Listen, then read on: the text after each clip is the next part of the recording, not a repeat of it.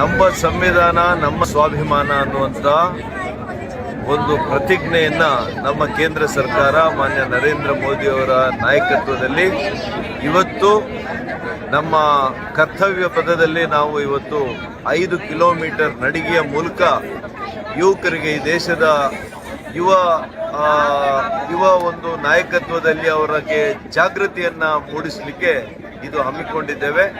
ಬೆಳಿಗ್ಗೆ 8 ಗಂಟೆಯಿಂದ ಪ್ರಾರಂಭ ಆದಂಥ ಈ ನಡಿಗೆ ಇವತ್ತು ಇಂಡಿಯಾ ಗೇಟ್ ಬಳಿ ಬಂದು ನಾವು ಈ ಪ್ರತಿಜ್ಞೆಯ ಶಪಥವನ್ನು ನಾವು ಮಾಡಿದ್ದೇವೆ.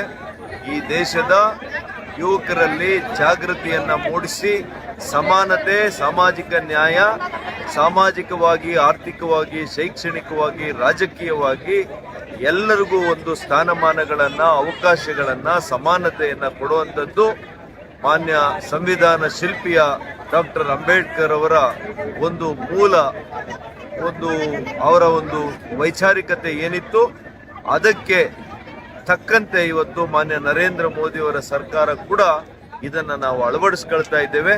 ಅದಕ್ಕೆ ಇವತ್ತು ನಾವೆಲ್ಲ ಕೂಡ ಅತ್ಯಂತ ಸಂತೋಷದಿಂದ, ಸ್ವಾಭಿಮಾನದಿಂದ ಈ ನಡಿಗೆಯನ್ನು ನಾವು ಮಾಡಿದ್ದೇವೆ.